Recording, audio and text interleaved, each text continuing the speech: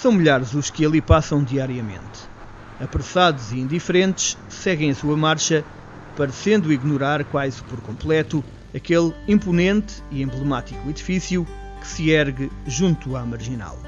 Muitos já se habituaram a vê-lo, mas já nem sequer reparam nele. Simplesmente passam, desconhecendo que este guarda milhares e milhares de histórias de crianças que ali foram felizes um dia.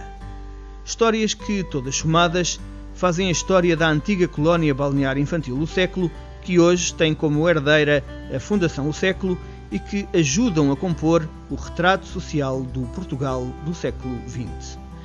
Para começar a contar esta história, é preciso recuar ao dia 10 de setembro de 1927, quando a colónia balnear infantil de O Século foi inaugurada nas instalações da antiga fábrica de conservas em São Pedro do Estoril, por iniciativa do jornal O Século. A instalação não foi definitiva. Nos anos seguintes, devido à necessidade de fazer obras de remodelação, a colónia muda-se para a vizinha Vila da Parede, tendo tido diferentes localizações. Regressa 5 anos mais tarde, em 1932, a São Pedro do Estoril, onde eram recebidas crianças desfavorecidas oriundas de todo o país.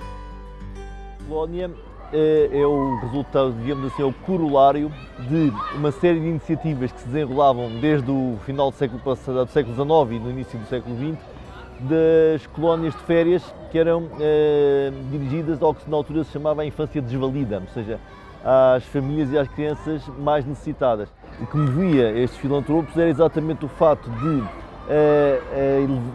haver um elevado número de crianças que apresentavam cifose, escoliose, raquitismo, tuberculose de vários tipos e que constituíam um problema social grave na altura, e então essa realidade moveu estas pessoas a criarem estas colónias que, segundo se dizia na altura, precisavam de banhos de sol e de mar.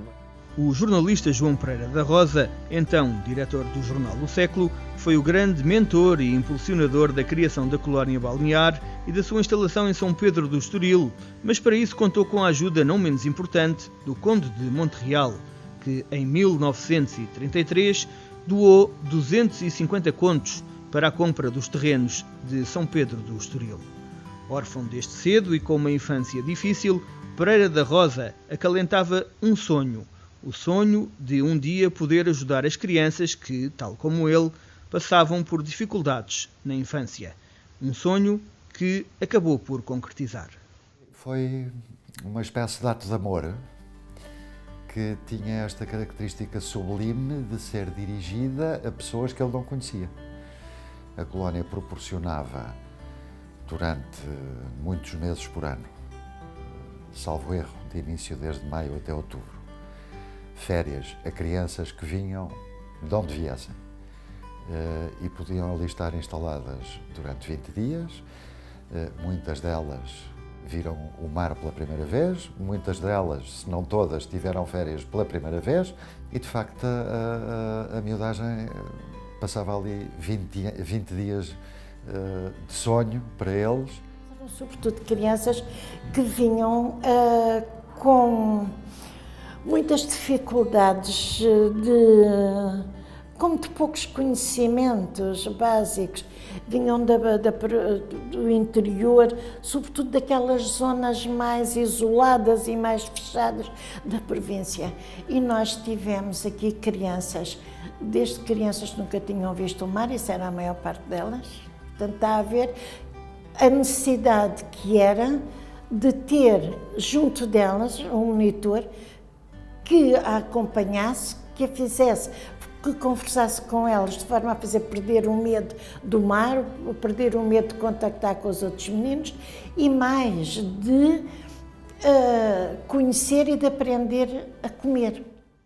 Nos primeiros anos, o funcionamento da colónia balnear era financiado pelo jornal O Século e pelos donativos dos seus leitores, mas com o passar do tempo, as verbas foram começando a escassear. É então que João Pereira da Rosa, conseguindo o apoio decisivo da Câmara Municipal de Lisboa e do Governo do Estado Novo, encontra uma solução. A Feira Popular de Lisboa, inaugurada em Palhavã em 1943, passa então a ser o instrumento financiador da colónia. determinada altura, há dificuldade em conseguir manter a colónia devido aos custos de funcionamento que ela tinha. E então surge a iniciativa da Feira Popular, que está ligada ao século também e que de facto foi uma das formas que houve para poder resolver esse problema. Nesta altura, a proximidade do antigo regime à colónia era notória e isso traduzia-se nas frequentes visitas dos governantes a São Pedro do Estoril. De facto, o regime então vigente do professor Salazar deu grande apoio, não apenas por via dele, mas por via de alguns ministros que nos deram a honra de visitar a colónia, deu um grande apoio àquela instituição. E, curiosamente, depois do 25 de Abril é que a colónia morreu. O Estado democrático destruiu uma obra social que era importantíssima naquela época. O Presidente Carlos Monte teve cá 2 vezes, Américo Tomás teve cá 2 vezes, Salazar teve cá 2 vezes, Marcelo Caetano visitou a colónia, Américo Tomás, quando visita uma vez, ainda é como Ministro da Marinha, Marcelo Caetano também como Ministro da Presidência, mas é uma obra que está muito ligada, depois é muito apoiada pelo Estado Novo e é uma obra em que, de facto, isso acho que atesta bem o que tenho vindo a dizer, o facto de ter merecido sempre a presença, a visita dos altos dignitários do regime. Alheio a tudo isto, quem passou pela colónia balnear infantil no século não esquece os bons momentos que ali viveu. Por mais anos que passem, as memórias continuam bem vivas e as recordações, essas são inesquecíveis e quase sempre boas. 20 dias na colónia. Quando a gente chegou aqui, isto foi tudo novidade. Mas não é que foi tudo muito feliz. Estávamos encantadas, depois as camaradas, cada uma com os lixos, e a gente todas numa paródia. A gente quase não dormia de noite, aquelas primeiras noites não dava para dormir. Mas depois apagava a luz, para o silêncio, e a gente já não podia fazer barulho. Mas aquilo, quando a gente se apanhou as camaradas sozinhas, aquilo foi uma festa. Lembro de estar na camarata, nesse tempo não era um quarto, era uma camarata, aí com uns 40 na camarata. Nós lembro de ouvir o barulho da caminhonete, engarnava em primeira para fazer a curva e a luz da caminhonete corria a camarata toda, conforme ela dava uma curva. Uma memória que não me esquece, aquela luz, a gente quase a dormir, e passava a luz. Uma coisa fantástica era um xarope que lá davam para abrir o apetite, que toda a gente corria para a enfermaria para tomar a respectiva colher de xarope, que aquilo era agradável de se tomar. Menos agradável é o facto de um chapéu de palha que éramos obrigados a usar, e aquilo picava, mas picava bem na cabeça dos jovens. Entrada no refeitório, sempre em formatura, portanto, eram umas férias simplesmente maravilhosas. As brincadeiras à noite com almofadas na camarata, e ali eram andar a correr. Também me lembro de dar beijinhos.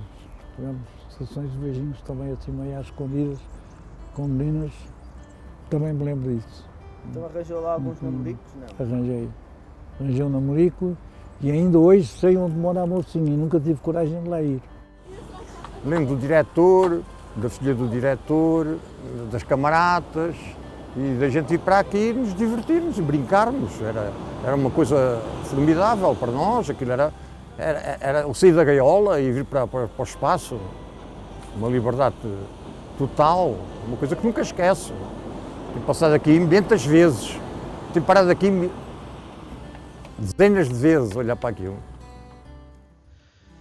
Igualmente inesquecíveis eram os banhos de mar na praia de São Pedro, um dos pontos mais altos da estadia na colónia balnear. Para muitas crianças, aquela era a primeira vez que viam o mar e era também a primeira vez que nele tomavam banho.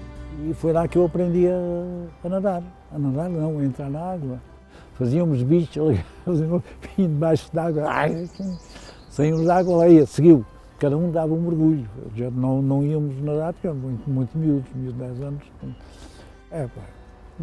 Era forçado, porque era forçado, mas eu também queria tomar banho. Estar na bicha, para chega o homem, não me lembro, eu tapava a boca, me pôs a cabeça debaixo d'água, pronto, já tinha o banho tomado. Mas ali foi o primeiro banho, a primeira coisa de sentir que estava dentro da água, foi na colónia do século.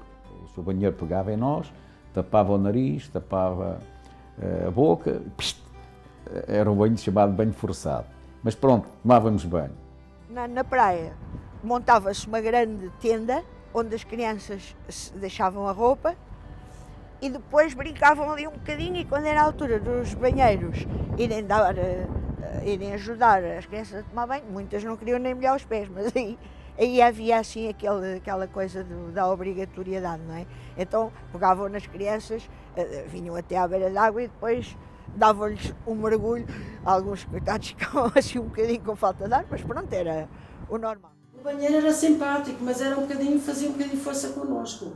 Era assim um bocadinho assim, não sei, não tinha... Quer dizer, a gente éramos miúdas muito requietas, não é? E ele via-se aflito para conseguir segurar a gente, não era fácil. Naquela altura não era fácil já. A gente queria andar lá e ele muitas vezes também era mergulhos e tudo. Chegava ali com a cabeça, vamos embora mergulhar. Poxa, não era assim muito... Não era assim muito... Pronto, mas a gente também éramos rebeldes, não é? Mas ele não era assim muito meiguinho nessas coisas da parte do banho. Não era. Sol, praia, mar, descanso, muita brincadeira, diversão e comida. Era tudo isto que a colónia balnear tinha para oferecer às crianças. E quando tocava o sino, já todos sabiam que era hora de comer. Ora, este sino para que servia? Servia para quando o almoço ou o jantar estava pronto, o cozinheiro vinha à copa com o sino, tocava, o cozinheiro por acaso era o meu pai, a minha mãe era a encarregada da copa, pegava no sino, atravessava o refeitório que já estava completamente pronto para receber as refeições, e ia até ao hall, onde as crianças que tinham entrado estavam a lavar as mãos para entrar, que entravam todos por ali. Portanto, era o sino da paparoca. Muito bom, tudo com fartura, os lanches e tudo, aqueles cachinhos de uvas naqueles cestos, com os pãezinhos com marmelada fatiada, à hora do lanche, e a gente nem lavava as uvas, olha agora, as uvas tirávamos do cesto e comíamos, eram tão boas as uvinhas, ali a comer dos cestos, uns cestos de verba muito grandes, todos cheios de uva. Para nós era uma novidade, não é? A gente lá na cidade não tinha nada disto. Chegaram a estar turnos de 1.200 crianças. O meu pai vinha fazer o café às 6 da manhã, não é? E era o café com leite mais saboroso que eu já vi na minha vida. E depois a minha mãe vinha mais tarde um bocadinho, mas tinham que partir o pão era daquele pão grande, que era partido às fatias assim muito largas até, e alguns ainda pediam mais, coitadinhos, com manteiga. O pequeno almoço era com manteiga, o lanche era com marmelada.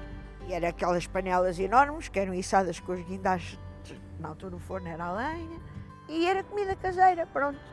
Todos os dias comíamos carne e peixe, à noite era sempre peixe, e vinha o peixe fresco todos os dias, às vezes ainda vinha vivo, cachucho, quase tudo cachucho. É que havia demasiadas vezes feijão frado para comer. Eu deixei de gostar de feijão frado, agora já gosto outra vez, mas era feijão frado a mais. Mas aquela do feijão frado com o peixe frito era uma coisa que me cansou. Arroz doce, mais que fosse, com açúcar e canela, viva o senhor diretor e a menina Manuela. Este era o prato onde, em princípio, se comia o arroz doce. Um prato que tem mais de 60 anos. Os dias em São Pedro do Estoril eram intensos, cheios de atividade e alegria. A face menos alegre da colónia era a hora da despedida.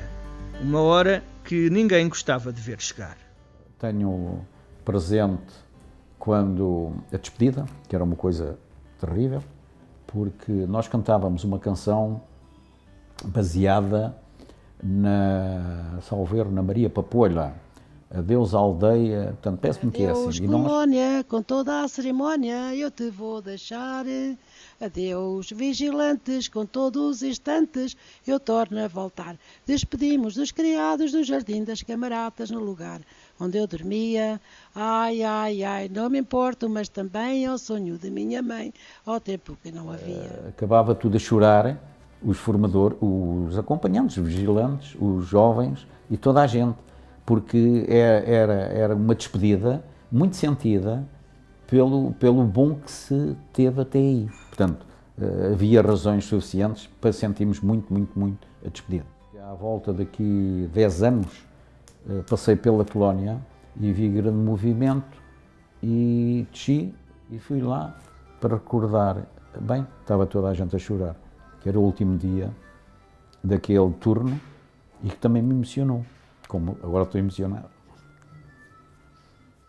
Hoje, quase 9 décadas depois, a Fundação O Século, que desenvolve uma obra social mais vasta e abrangente, através de 16 áreas sociais, continua a promover as colónias de férias para crianças desfavorecidas, dando assim seguimento à herança de João Pereira da Rosa, uma herança que marcou e modificou a vida de milhares e milhares de crianças ao longo de vários anos. Eu aprendi aqui a ser solidária, a saber o que era bom e o que era mau, porque infelizmente, embora eu não tivesse tido o lado mau de muitas crianças, porque vivi aqui, portanto vivi sempre bem, nunca me faltou o essencial, mas deu para perceber o que havia de bom e o que havia de mau na vida. E portanto, ver que foi, de facto, das coisas melhores que podia ter havido. Eu julgo que marcou o século XX, porque foi uma obra social muito importante quando as regalias sociais não eram o que são hoje, quando não se falava em Estado Social e quando estava na mão dos privados poderem prover às necessidades até de lazer daqueles que careciam delas, não é? Portanto, é uma obra muito importante do século XX. Espero que nos próximos séculos continue a ser tão importante ou mais importante do que foi.